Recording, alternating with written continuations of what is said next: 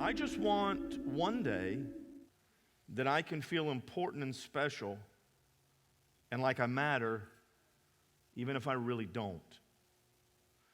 That was just one of the many heartbreaking sentences within Natalie Carson's 2015 Craigslist search for a family.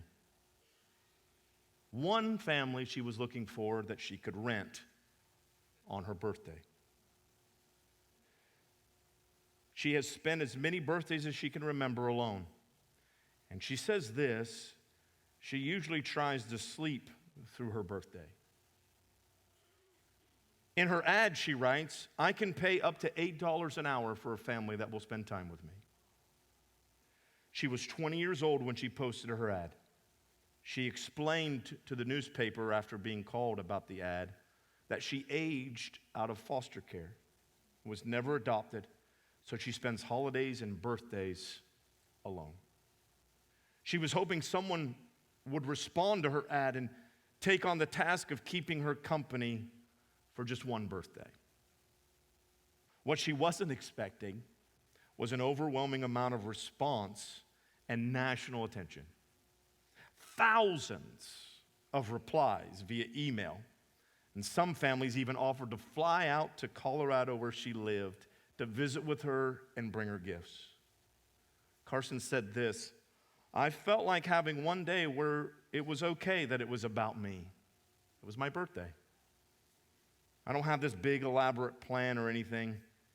I just wanted it to be good. I read this week, as I was preparing in my office, and emotions snuck up on me, and I just started crying when I read it. The story reminds me of a couple of things. Number one, it reminds me that there are many people in search of a family connection. And so first, if you have one, you're blessed. Be grateful. Like that should just change the environment of your life right now, right here in the room.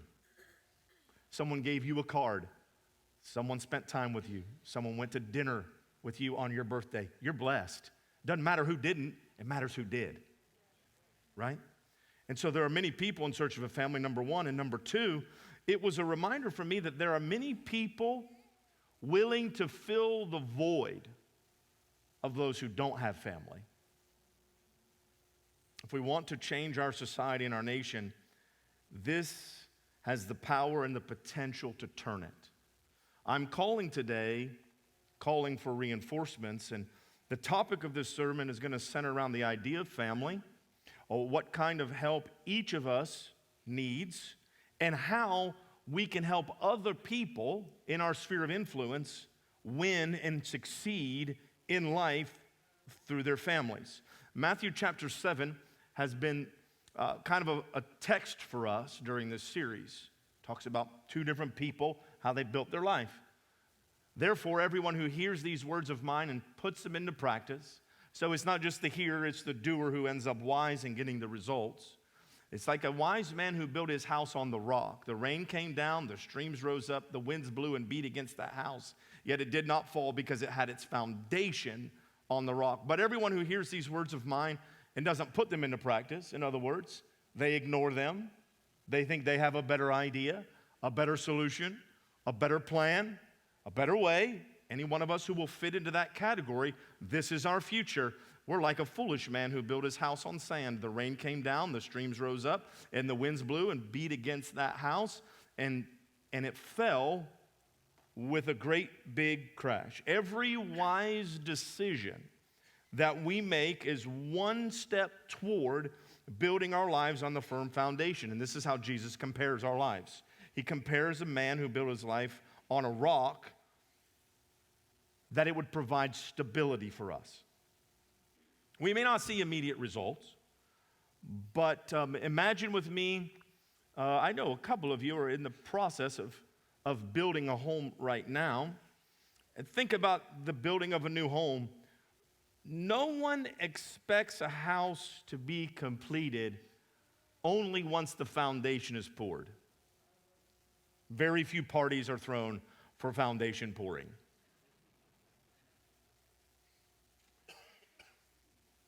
No one expects that we've cut one board and set it up as a frame and put one nail in. Oh, we did it. No, there's another board. There's another nail, and another, and another, and another, and another. And this is how I want you to think about your family. One board, one brick, one block, one sheet of drywall, one piece of ductwork at a time. I need to tell someone something. Who can I tell? I got to tell you. Can I tell some? I can tell you? You sure I can tell you? You think he's ready? Yes. Your family is dysfunctional. But so is yours. And so is mine. This is what we need to get. There is no non-dysfunctional family. Every family has dysfunction. My family at times is a mess, and so is yours. But I have a text for you, because I know that as I've interacted with individuals during this series, they were concerned about family and will it apply to me and will it make me feel pressure, and I'm in a divorced situation, or my family wasn't ideal, my family didn't grow up in church, or my family this, my family that. Let me just at the beginning today set this at rest. We are all a mess in some shape, form, or fashion. Everyone in this room has something in your life that you do not want on the front page of USA Today tomorrow. We all do. But I saw a verse that I think is really helpful. It's in Matthew chapter 8, verse 20, and Jesus said to him, "Foxes have holes, and birds of the air have nests." Everybody say nests. "But the Son of Man has nowhere to lay his head." I'm going to break this down into two categories. The first that I want to draw out is birds of the air have nests. What is a nest? It's a home for the bird, right? What does the nest consist of? A whole bunch of scraps and trash that the bird flew around, found, and gathered up and made a home out of. God has a way of making homes out of our mess. You, in fact, can't have a home without a mess. So I'm just saying that to you because you can. Isn't that good news? You're a candidate for a home. Everyone has an unconventional family. We'll all have someone in our families, in our home or an extended family that we call odd or crazy or weird or unique. Many of you are thinking of that person right now, aren't you? I just have to tell you this, though. If no one comes to mind, you're it.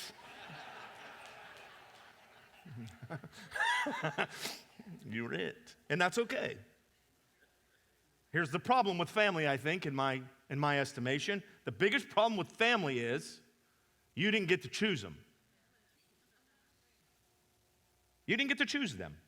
And some of you, had you had the power, would have voted someone off the island by now.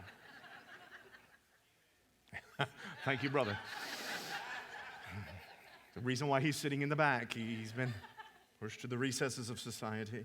No, I'm just teasing. I don't know who it was. It probably applies, but it doesn't matter.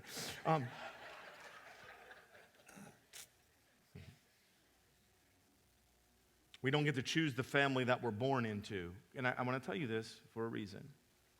You also don't get to choose the people that are born into the family of God that you interact with. This is family. There's going to be some people you don't like. It's people that get under your skin. It's God's family. And God is amazing at taking messy things and making a beautiful home out of it. The second thing I want you to see here is this, and this is really where I want to spend the majority of the rest of our time, is that Jesus said to him, "Foxes have holes and birds of the air have nests, but the Son of Man has nowhere to lay his head." I think this is interesting and worth mentioning because I believe that family, home, is the place where you lay your head. And not just physically lay down, but for me, home is a place of solace. It's a place of protection. It's a place of peace. It's a place that's mine. And anytime people are in my home, and I love them, it's great. Maybe I'll just talk about my son and daughter-in-law and even granddaughter for a moment. As much as I adore them, there are times when they're in my home that I don't feel like I can lay down my head and rest. Because there's tasks to do. There's food to prepare. There's Charlie to pay attention to. And everyone, though, needs a place where you lay your head down and rest.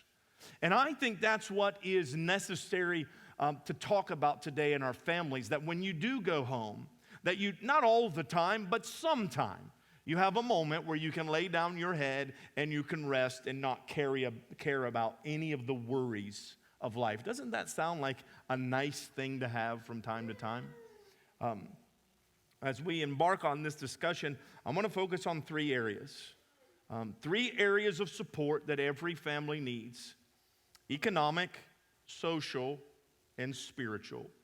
Economic support is, to me, it's helping a family start a small business, assisting a parent in finding a job, or supporting a family through a financial crisis. And I know that some people have the mistake or are mistaken to the point that they think once you give your life to Jesus, everything's going to be peaches and cream.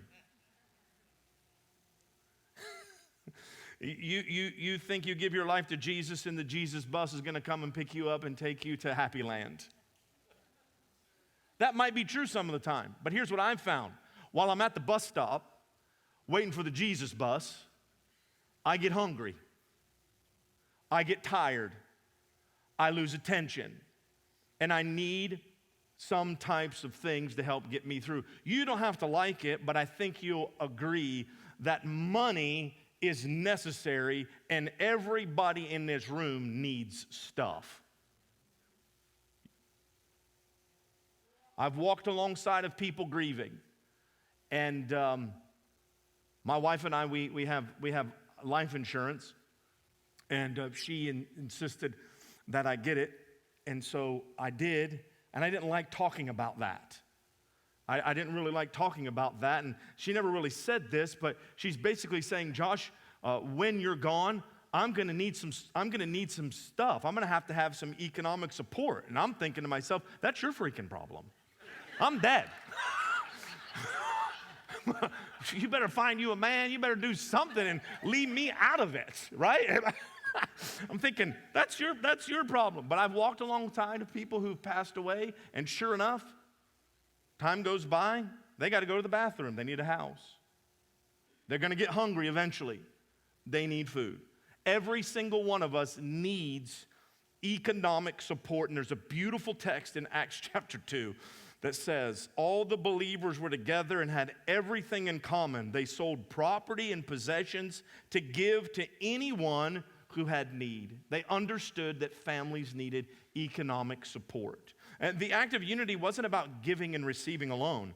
It was a beautiful, profound demonstration of Christ's love, a love that is willing to give up your own comfort to lift up someone else. And as we kind of think about economic support, helping other families, we don't do this out of a sense of obligation or to gain anything in return. Why do we do it? We do it to exhibit the selfless love of Christ to the heart of broken humanity around us. So every family needs economic support. Second area that we need reinforcements in is social support. I read that to you, sorry. We need social support. Families need fellowship. They need a community that surrounds and encourages them, standing with them in times of joy and sorrow. There's a verse in Mark chapter 10, verse 18, it says this. Jesus talking to a rich man, and he calls him good teacher. He says, good teacher, good master, would you help me with this? And Jesus says, why do you call me good? And Jesus says, no one is good except God alone. I want to pause and say this so that we get this straight. On social endeavors, we do not even know how to interpret what is good until we know who God is.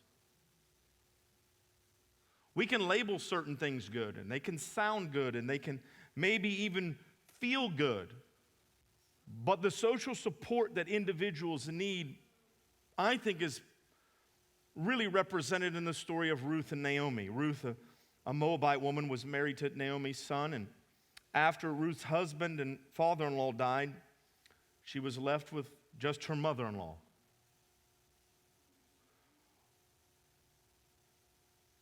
I'm so fighting the urge to say something funny right there. Ruth could have returned to her family, but she did something. And in Ruth chapter 1, verse 16, here's what Ruth says. Don't urge me to leave you or to turn back from you. Where you go, I will go. And where you stay, I will stay. Your people will be my people, and your God will be my God. There was an element of Ruth's loyalty that provided Naomi with the essential social structure and support that she needed in this difficult time. It teaches us about steadfastness, about loyalty, about love. In 2015, I found this interesting study from the psychology department at Brigham Young University, and here's what they concluded.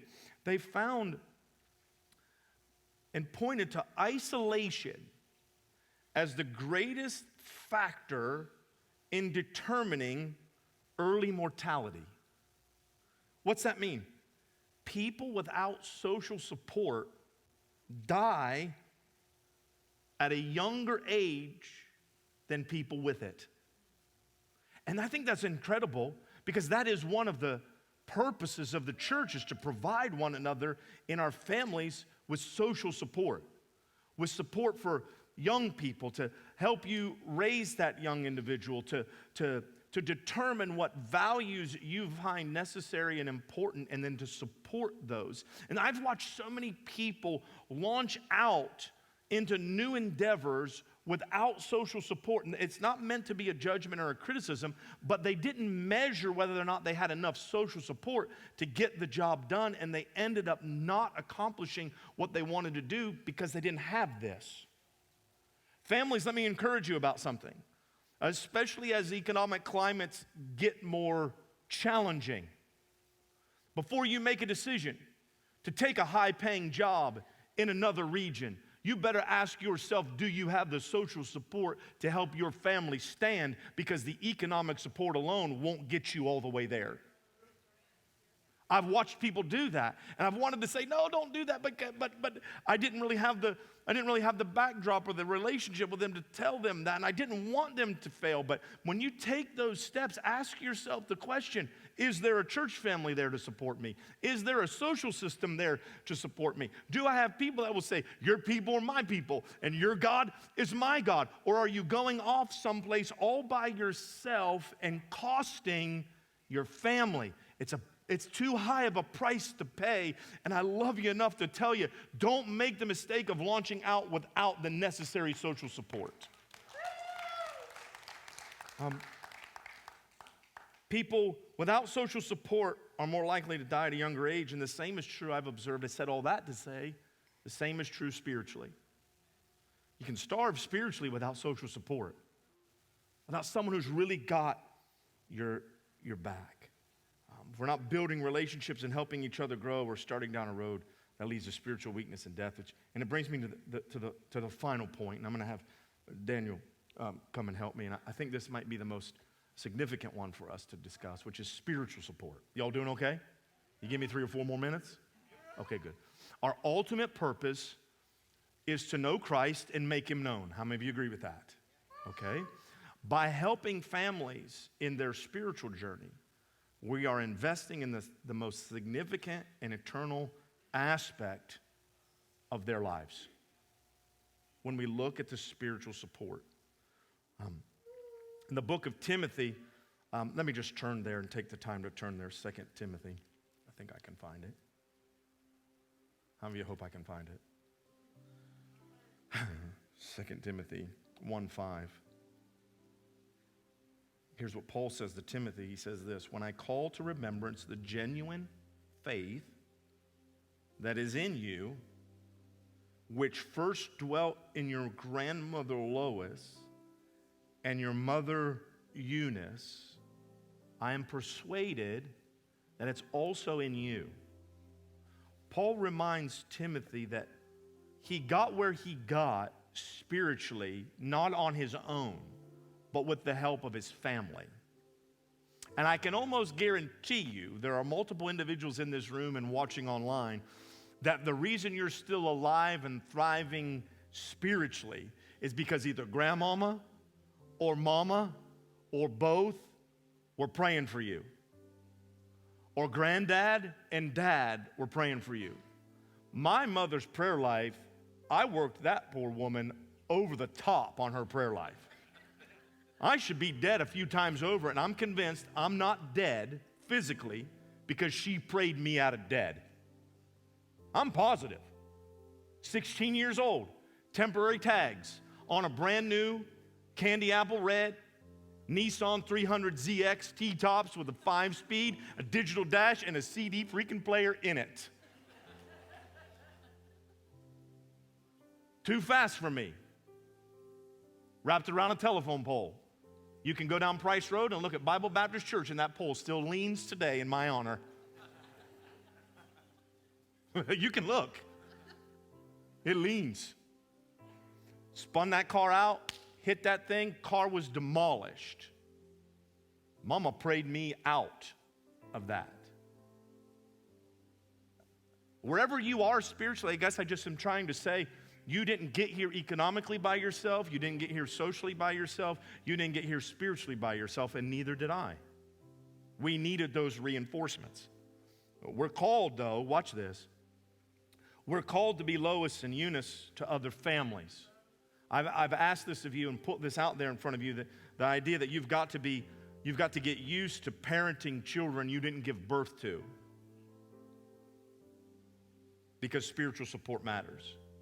If we go back to the text as I close in Matthew, was that where we read Matthew? I think I read Matthew's version. Was it? Good. In Matthew's version of the storm,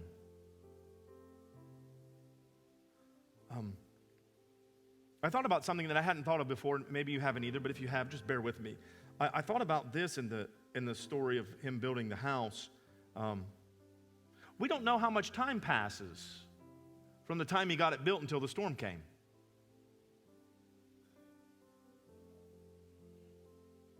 That house could have been built years prior to the storm. Imagine this with me, if you would, for a moment. What if he goes to all the trouble building the house? He selects the right piece of property, solid foundation on the bedrock. He digs the foundation deep. He does the hard work of laying the foundation. He gets the house built, and he finishes it a long time before his neighbor. And his neighbor comes and just builds it on the ocean front, on the sand. He gets it up quick. He's still building maybe, and his neighbor's playing in the sand, lounging in the sun. And here he is slaving away to make sure it's on a firm foundation. I wonder if that man who's watching someone cut corners would have the temptation to have self-doubt and concern about why they've taken so long to build it strong. They look like they're reaping all these rewards. Why are these good things happening to this person who cut corners? Why is the person on my job getting promoted when they're really a piece of work and not doing it the right way? What about this other person in my field who's succeeding, and I know they're a scoundrel and they don't have integrity and they're lying and cheating their clients and customers?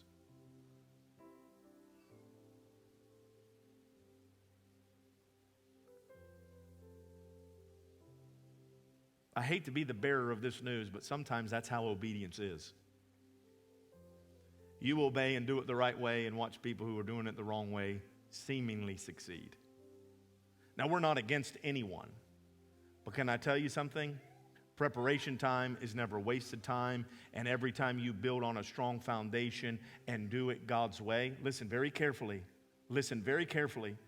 the outcome may not be the reward. You know what might be the reward? Doing the work the right way. What if doing the work the right way is a reward all in and of itself? That you say, I don't care what happens at the end of the day. I don't care about the bottom line. I don't care if we're in the red or we're in the black. God's in charge of the results. I'm in charge of building on a foundation and doing it His way, and that's my reward. I'm getting a thrill out of just doing it God's way. Like what if we shifted and thought about that? Because sometimes obedience means you sit there for days on end while the sun seems to shine on everyone else, and you wonder why you went through all the trouble. You wonder why you grounded that kid and didn't let him go to the party and had to suffer their wrath. You know, I found something true about kids. The older they get, the more opinionated they get. I remember when my kids were little. Put the red shirt on.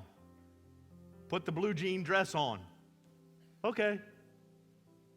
We're going to eat this. All right. That sounds good. We're going to have grilled cheese and potato chips. We're going to have mac and cheese out of a box.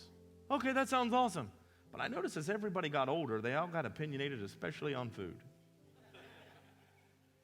They got more difficult. Has anyone noticed that, or was that just me? They like, no, I don't want to wear that. I want to do this. I want to just tell all the parents who are watching their kids age, this is meant to be a blessing to you. It gets worse before it gets better. And it's the truth. Parents who have older kids, adult kids, am I telling the truth? I'm telling you the truth. I had this stupid belief that they were going to get less expensive as they aged. What a ding dong. But we're just now. Like we did it right, and that was the reward. We're glad. We said no to that party. We said no to that event. We said no to that sports thing. We held Sunday as sacred, and it wasn't popular, but we held our ground, and that was the reward. That was the reward. The reward was just saying, why? Why are you doing that? Is it really worth it? Yeah, it's worth it. Why? Because it's in the mind of the maker. And that's how we're endeavoring to lead. Now, I know there's lots of layers, and you have to take what you're hearing and sort that out and make personal decisions and manage those decisions. But I can tell you, as I'm standing here, as Ange and I endeavored to have God at the center, we have very, very few regrets. Did everything turn out perfect? Nope. But we did it in a way that we held true to what was in our heart. And we held firm on the things that were important to us and didn't compromise. The storms came. The storms will come. The storms of life come to every person. And when they do come, you will be glad you built on a rock and a foundation that is sure. I implore you, church family, be a family that's in Christ. Extend a helping hand economically to those when you can. Be a social anchor to those when there's opportunity. And help nurture other people in their spiritual growth. And as we do this, we're not only living out the commands of Christ, but we're also building a stronger family, a stronger community, and a stronger nation with Jesus at the center. We can do this. I said, church, we can do this. Have you ever felt like God doesn't hear you? That your voice hits the ceiling, like the heavens are closed? I've felt that way too. Hello, my name is Josh Pennington, and I would love to share with you how I navigated the dry seasons of life in my brand new book called When the Heavens Seem Closed. You can get this book anywhere that books are sold, online or at morelifechurch.com. I would love for you to plan a visit to worship with us any Sunday morning at 9 a.m. or 11 a.m. at More Life Church.